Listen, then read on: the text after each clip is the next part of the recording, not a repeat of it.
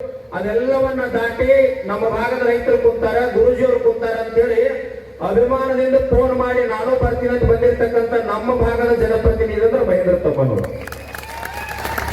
ನಾನು ಯಾಕೆ ಹೆಮ್ಮೆಯಿಂದ ಹೇಳ್ತೀನಿ, ಯಾವುದೇ ರಾಜಕೀಯ ಕಾರ್ಯಕ್ರಮಕ್ಕೆ ಹೋಗೋದಿಲ್ಲ, ಯಾವುದೇ ಪಕ್ಷ ಸಂಬಂಧ ಯಾವುದೇ ಅಧ್ಯಾತ್ಮ ಕಾರ್ಯಕ್ರಮದಾಗ ಭೇಟಿ ಆದ್ರೆ ಮಾತ್ರ ಕಾರ್ಯಕ್ರಮ. ಆದ್ರೆ ಇವತ್ತು ಅವರು ಶಾಸಕರು. ನಾ ಯಾಕೆ ಬಂದೀನಿ ಅಂತಂದ್ರ ಬುದ್ಧಿ 50,000 ರೂಪಾಯಿ ತಂದಲ್ಲಿ ಕೊಟ್ಟು ನಮ್ಮ ಜೊತೆ ಟ್ರ್ಯಾಕ್ಟರ್ ಡಬ್ಬ್ಯಾಗ ಮಳ್ಯಾಗ ಕುಂತರು. 2 ದಿನ ಬಂದ್ರು. ಮತ್ತೆ ಶಿವಾನಂದ ಪಾಟೀಲ್ ಬಂದಾಗ ಬಂದ್ರು. ಸರ್ಕಾರ ಮಟ್ಟದೊಳಗೆ ಏನಾರೇ ಮಾತಾಡೋದ್ರೆ ನಾನು ಬರ್ತೀನಿ ಅಂತ ಹೇಳಿ ಗಟ್ಟಿಯಾಗಿ ಯಾವುದೇ ಫ್ಯಾಕ್ಟರಿ ಮಾಲಕರಿಗೆ, ಯಾವುದೇ ರಾಜಕಾರಣಿಗೆ, ಯಾವುದೇ ಹೈಕಮಾಂಡಕ್ಕೆ ಹೆದರ್ಲಾರ್ದ ನನಗ ರೈತರು ಮುಖ್ಯ ಅಂತ ಬಂದಿರತಕ್ಕಂತ ಏಕೈಕ ರಾಜಕಾರಣಿ ಅನ್ನೋದಕ್ಕಿಂತ ಅವ್ರು ಯಾರು ಹೇಳಿದ್ರಲ್ಲ, ನಮ್ಮ ಮೊದಲಿಗೆ ಮಾಡಿದ್ರು ಮಣ್ಣಿನ ಮಗ ಅಂತ ಹೇಳಿ. ನಿಮಗೆ ಒಂದು ಹೇಳ್ತೀನಿ, ಮಣ್ಣಿನ ಮಗ ಅನ್ನೋದಕ್ಕಿಂತ ನಮ್ಮೆಲ್ಲರ ಮಧ್ಯೆ ಇರತಕ್ಕಂತ ಸಾಮಾನ್ಯ ರೈತನ ಮಗನಾಗಿ ರೈತರ ಜೊತೆ ಯಾವ ರೀತಿ ಇರಬೇಕಂತದನ್ನ ಈ ಭಾಗದ ರಾಜಕಾರಣಿಗಳು ನೋಡಿ ಕಲಿಬೇಕು. ನನಗ ಒಂದು ಮಾತು, ಅವರು ಶಾಸಕರಾದ ಕೆಲವು ಜನ ಮಾತಾಡ್ತಾ ಇದ್ರು, ಸಾಹೇಬ್ರ ನಿಮ್ ಬಗ್ಗೆ ತಮ್ಮಣ್ಣವ್ರು ಸಾಹೇಬರಾದ್ರೆ ಕುರ್ಚಿ ಮತಕ್ಷೇತ್ರದಾಗ ಏನೇನು ಆಗ್ತದೆ ಏನೇನು ಆಗಿಲ್ಲ. ಕರ್ನಾಟಕದೊಳಗೆ ಶಾಂತಿ ಪ್ರಿಯ ಮತಕ್ಷೇತ್ರ ಯಾವ್ದಾರ ಇದ್ರೆ ಅದು ಕುರ್ಚಿ ಮತಕ್ಷೇತ್ರ. ಸತ್ಯವನ್ನು ಮಾತಾಡಬೇಕು. ಯಾವುದೇ ಪಕ್ಷ ಇರಲಿ, ಧರ್ಮ ಜಾತಿ ಯಾವುದು ಸಂಬಂಧ ಇಲ್ಲ. ಜನರಿಗಾಗಿ ಸೇವೆ ಮಾಡಬೇಕು, ಜನರಿಗಾಗಿ ಕೆಲಸ ಮಾಡಬೇಕು. ಇವತ್ತು ಸಾಮಾನ್ಯ ವ್ಯಕ್ತಿ ಹೋದ್ರು ಸಹಿತ ನನ್ನೊಂದು ಗ್ರಂಥಾಲಯ ಐತಿ, ಮನೆ ಐತಿ, ಅವ್ರ ಪರಿಚಯ ಇವ್ರ ಪರಿಚಯ ಯಾವುದೂ ಸಂಬಂಧ ಇಲ್ಲ. ನಾವು ಬಹಳ ಜನ ರೈತರನ್ನು ಕಳಿಸ್ಕೊಟ್ಟಿರ್ತೀವಿ. ಯಾವುದೇ ಕೆಲಸಕ್ಕೆ ಫೋನ್ ಹಚ್ಚಿದ್ರೆ ಸಹಜವಾಗಿ ಸ್ಪಂದನೆ ಮಾಡ್ತಕ್ಕಂಥದ್ದು. ಇದು ಇನ್ನೂ ಒಂದು ನೇರ ಮಾತು ಹೇಳ್ತೀನಿ, ದೇವ್ರ ಕೊಂಡ ಅಜ್ಜಾನ ನೆಲದೊಳಗ ಮುಗಲು ಕೊಡೋದು ಎಲ್ಲಾ ನೀರು ಇರ್ತಕ್ಕಂಥ ಈ ಪುಣ್ಯ ಭೂಮಿ ಒಳಗ ಅಹಂಕಾರದಲ್ಲಿ ಬೆಳೆದವರು ಬಹಳ ಜನ ಮಣ್ಣಾಗಿ ಹೋಗ್ಯಾರ.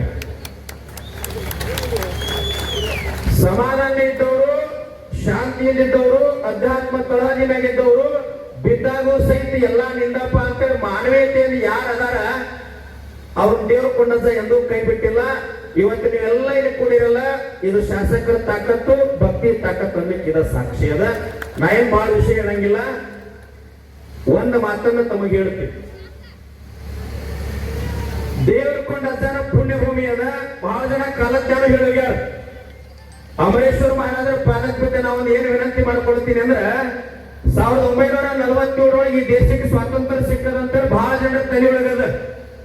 ಆ ಎಲ್ಲ ಬ್ರಿಟಿಷರೆಲ್ಲ ಹೋಗ್ಯಾರಂತ ನಮ್ಮ ತಲೆ ಒಳಗದ ಬುದ್ಧಿ. ನಮ್ಮಲ್ಲಿನ ಬಹಳ ಜನ ಬ್ರಿಟಿಷರ್ ಅದಾರ, ಅವ್ರು ಹೊರಗೆ ಹಾಕ್ಬೇಕಾಗಿದೆ. ಈ ನಾಡಿಗಾಗಿ ಚೆನ್ನಮ್ಮನ ಸಂಸ್ಥಾನವನ್ನ ಸ್ವತಂತ್ರ ಮಾಡುವ ಸಲುವಾಗಿ ಗಟ್ಟಿಯಾಗಿ ಕೆಚ್ಚದೆಯಿಂದ ಹೋರಾಡಿರ್ತಕ್ಕಂಥ ನಮ್ಮೆಲ್ಲರ ಆರಾಧ್ಯ ಹೋರಾಟಗಾರರಾಗಿರ್ತಕ್ಕಂಥ ಸಂಗೊಳ್ಳಿ ರಾಯಣ್ಣನ ಹಿಡಿದುಕೊಟ್ಟಿರ್ತಕ್ಕಂಥ ಒಂದು ಮನೆತನಕ್ಕ 11,000 ಎಕರೆ ಭೂಮಿಯನ್ನು ಬ್ರಿಟಿಷರು ಕೊಟ್ಟಾರ. ಅಂತದೆಲ್ಲ ಇನ್ನ ಕಸ್ಕೋಬೇಕಾಗಿದೆ. ಹೆಂಗಿದು ಬುದ್ಧಿ? ಇವರೆಲ್ಲ 11,000 ಎಕರೆ ರಾಯಣ್ಣನ ಹಿಡಿದುಕೊಟ್ಟದಕ್ಕ ಈ ಭೂಮಿ ಕೊಟ್ಟಾರ. ಆ ಭೂಮಿ ಕಸ್ಕೋಬೇಕಾಗಿದೆ. ಯಾರಿಗೆ ಕೊಡ್ಬೇಕಾಗಿದೆ ಕಸ್ಕೊಂಡ ಭೂಮಿ ಅಂತಂದ್ರ ದೀನ ದಲಿತರಿಗೆ ಕೊಡ್ಬೇಕಾಗ್ಯದ, ಕಾರ್ಮಿಕರಿಗೆ ಕೊಡ್ಬೇಕಾಗ್ಯದ, ಬಿದ್ದವ್ರಿಗೆ ಕೊಡ್ಬೇಕಾಗ್ಯದ, ನಿವೃತ್ತ ಸೈನಿಕರಿಗೆ ನಾವೆಲ್ಲ ಕೊಡ್ಬೇಕಾಗ್ಯದ. ಇವತ್ತು ಗುರ್ಲಾಪುರದೊಳಗೆ ನಿಮ್ಮೊಂದು ಸಾಮಾನ್ಯ ಮಾತು ಹೇಳ್ತೀನಿ, ಕಬ್ಬಿನ ಹೋರಾಟ ಇಷ್ಟೆಲ್ಲ ಮಹಾತ್ಮರಲ್ಲಿ ಬೀದಿ ಮೇಲೆ ಕುಂತರು. ಅವ್ರ ಮಟ್ಟದ ಯಾವುದೋ ಒಂದು ಗಣಿಗೆ ಕಬ್ಬಿಲ್ಲ, ಯಾರಿಗೂ ₹1 ಲಾಭ ಇಲ್ಲ. ಯಾರಿಗಾಗಿ ಕುಂತಿದ್ರ ಅಂದ್ರ ಕರ್ನಾಟಕದ ಪ್ರತಿಯೊಂದು ಜಿಲ್ಲೆಯ, ಪ್ರತಿಯೊಂದು ಹಳ್ಳಿಯ, ಪ್ರತಿಯೊಬ್ಬ ರೈತನ ಸಲುವಾಗಿ ಅವ್ರು ಕುಂತಿದ್ರು. ಫ್ಯಾಕ್ಟರಿ ಮಾಲಕರು ಏನು ಮಾತಾಡ್ತಿದ್ರು ಅಂದ್ರ, ಯಾರು ಏನು ಕುಂತರು ₹10 ಕೊಡುದಿಲ್ಲ ಅಂತ ಹೇಳ್ತಿದ್ರು. ನಾವತ್ತು ಒಂದು ಮಾತು ಹೇಳಿದ್ವಿ, ದೇವ್ರ ಕೊಂಡ ಅಜ್ಜನ ಪುಣ್ಯದ ಭೂಮಿ ಒಳಗೆ ನಿಂತು ಮಾತಾಡ್ರೆ ಹೆಂಗದ ಅಂತಂದ್ರೆ ಸರ್ಕಾರ ಅಲ್ಲ, ಯಾರು ಬೇಕಾದರೂ ತಲಿಬಾಕ್ತಾರ ಅನ್ಲಿಕ್ಕೆ ನಿಮ್ಮ ಹಾರುಗೇರಿ ತಾಕತ್ತರ ನಿಜವಾಗ್ತ. ಸರ್ವಾಧಿಕಾರಕ್ಕೆ ಹೋಗ್ಬೇಕು. ಏನ್ ನಡೆದ್ರಿ ಈ ನಾಡಿನೊಳಗ? ನಾ ಇವತ್ತೊಂದು ಕಡೆ ಮಾತಾಡಿನಿ, ಹುಟ್ಟಿದಾಗ ಮಗು ಅಂತಾರ, ಸಾಯನ ಹೆಣ ಅಂತಾರ. ಬುದ್ಧಿ ನಡವಳಿಕೆ ಬಹಳ ಜಗದಾಡ್ತಾವ್ರಿ.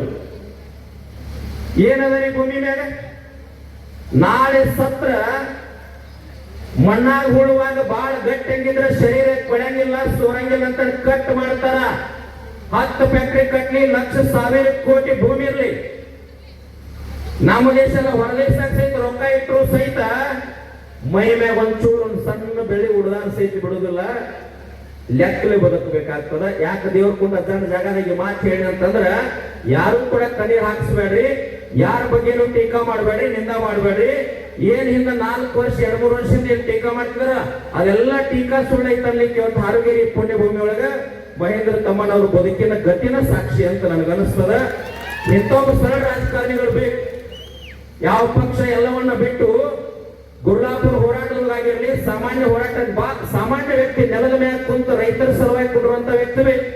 ಅವ್ರು ಹೇಳ್ತಿದ್ರು ಯಾವುದೋ ಒಬ್ಬ ರೈತ ಮೇಲೆ 4 ಇನ್ನ ಬಂದಿಲ್ಲ ಶಾಸಕರಂದ್ರು ಸಹಿತ ಅವ್ರು ಹೇಳಿದ್ರು ಬೈಲಿ ಯಾರ ಸಲುವಾಗಿ ನಮ್ಮ ಸಲುವಾಗಿ ಎಲ್ಲ ರೈತರ ಸಲುವಾಗಿ ಬೈತಾರೆ ಗುರೂಜಿ, ನಾನು ನಿಮ್ ಜೊತೆ ಬಂದುಕೊಂಡಿರ್ತೀನಿ ಅಂತೇಳಿ 2 ಸಾರಿ ಕುಂತ್ರಲ್ಲ. ಇಂಥ ಶಾಸಕರು ನಮ್ಮ ನಾಡಿ ಅವಶ್ಯಕತೆ ಅದ. ಪಕ್ಷಾತೀತವಾಗಿ ಜಾತ್ಯತೀತವಾಗಿ ಒಂದು ಮಾತನ್ನ ಹೇಳಿ ನನ್ನ ಮಾತು ಮುಗಿಸ್ತೀನಿ. ನಮ್ಮ ಬದುಕು ಹೆಂಗಿರ್ಬೇಕಂದ್ರೆ ಡಾಕ್ಟರ್ ಬಿ ಆರ್ ಅಂಬೇಡ್ಕರ್ ಅಂತ ಹೇಳಿ ಸ್ವತಂತ್ರ ಹೋರಾಟದ ನಂತರ ಕೋರ್ಟ್ ಒಳಗೆ ವಾದ ಮಾಡ್ತಾ ಇದ್ರು. ಮಧ್ಯಾಹ್ನ 1 ಗಂಟೆ ಸಮಯಕ್ಕೆ ಒಂದು ಚೀಟಿ ತಂದು ಕೊಡ್ತಾರೆ ಯಾರು, ಆ ಚೀಟಿಯನ್ನು ಓದಿ ಜೇಬಿನೊಳಗೆ ಇಟ್ಕೊಂಡು ಮತ್ತೆ ವಾದ ಮಾಡ್ಲಿಕ್ಕೆ ಪ್ರಾರಂಭ ಮಾಡ್ತಾರೆ. 2 ಗಂಟೆ ಊಟಕ್ಕೆ ಬಿಟ್ಟಾಗ ಬ್ರಿಟಿಷ್ ನ್ಯಾಯವಾದಿ ಕೇಳ್ತಾನ, ಸರ್ ನಿಮ್ಗೊಂದು ಚೀಟಿ ಬಂತಲ್ಲ ಅದ್ರೊಳಗೆ ಏನಿತ್ತು ಅಂತಂದಾಗ, ಸರ್ ನನ್ನ ಧರ್ಮ ಪತ್ನಿ ತೀರಿ ಹೋಗಿರ್ತಕ್ಕಂಥ ಸುದ್ದಿ ಬಂತು, ಅದನ್ನು ಓದಿ ಸರ್, ಓದಿ ಜೇಬಿನೊಳಗೆ ಇಟ್ಕೊಂಡು ವಾದ ಮಾಡ್ಲಿಕ್ಕೆ ಪ್ರಾರಂಭ ಮಾಡದೆ ಅಂತ ಹೇಳಿದ್ರು. ಅವಾಗ ಬ್ರಿಟಿಷ್ ನ್ಯಾಯವಾದಿ ಹೇಳ್ತಾನ, ಸರ್ ನನ್ನ ಧರ್ಮ ಪತ್ನಿ ತೀರಿ ಹೋಗಿರ್ತಕ್ಕಂಥ ಸುದ್ದಿ ಬಂದಿದ್ರ ನಾನು ಕೋರ್ಟ್ ಬಿಟ್ಟು ಮನೆಗೆ ಹೋಗ್ತಾ ಇದ್ದೆ, ನೀವ್ಯಾಕೆ ವಾದ ಮಾಡ್ತಾ ಇದ್ದೀರಿ ಅಂತಂದಾಗ ಡಾಕ್ಟರ್ ಬಿ ಆರ್ ಅಂಬೇಡ್ಕರ್ ಹೇಳ್ತಾರ, ನನ್ನ ಧರ್ಮ ಪತ್ನಿ ತೀರಿ ಹೋಗ್ಯಾಳ ಸರ್, ಮನೆಗೆ ಹೋದ್ರೆ ವಾಪಸ್ ಜೀವಂತಾಗಿ ಬರುವುದಿಲ್ಲ, ಆದ್ರೆ ನಾನು ಯಾಕೆ ಹೋಗ್ಲಿಲ್ಲ ವಾದ ಮಾಡ್ತಾ ಇದ್ದೀನಿ ಅಂದ್ರೆ ಸ್ವತಂತ್ರ ಹೋರಾಟದ ಗಟ್ಟಿಯಾಗಿ ಹೋರಾಟ ಮಾಡಿರ್ತಕ್ಕಂಥ 47 ಜನ ಹೋರಾಟಗಾರರು ಕಟ್ಕಟಿ ಒಳಗೆ ನಿಂತಾರ, ನಾನು ವಾದ ಮಾಡೋದು ಬಿಟ್ರೆ ಗಲಿ ಹೋಗ್ತಾರೆ ಸರ್, ಅದರ ಸಂಬಂಧ ವಾದ ಮಾಡ್ತಾ ಇದ್ದೀನಿ ಅಂತ ಹೇಳಿ. ಅವಾಗ ಬ್ರಿಟಿಷ್ ನ್ಯಾಯವಾದಿ ಅಂದಂತ ವಾದ ಬೇಡ ತರ್ಕ ಬೇಡ ಎಲ್ಲರನ್ನು ಬಿಡುಗಡೆ ಮಾಡ್ತೀನಿ ಅಂತ. ಯಾಕೆ ಸಂದರ್ಭ ಈ ಮಾತು ಹೇಳಿ ಅಂದ್ರ ನಮ್ಮ ಅಧಿಕಾರ, ನಮ್ಮ ಶ್ರೀಮಂತಿಕೆ, ನಮ್ಮ ಹಣ ಇದೆಲ್ಲವೂ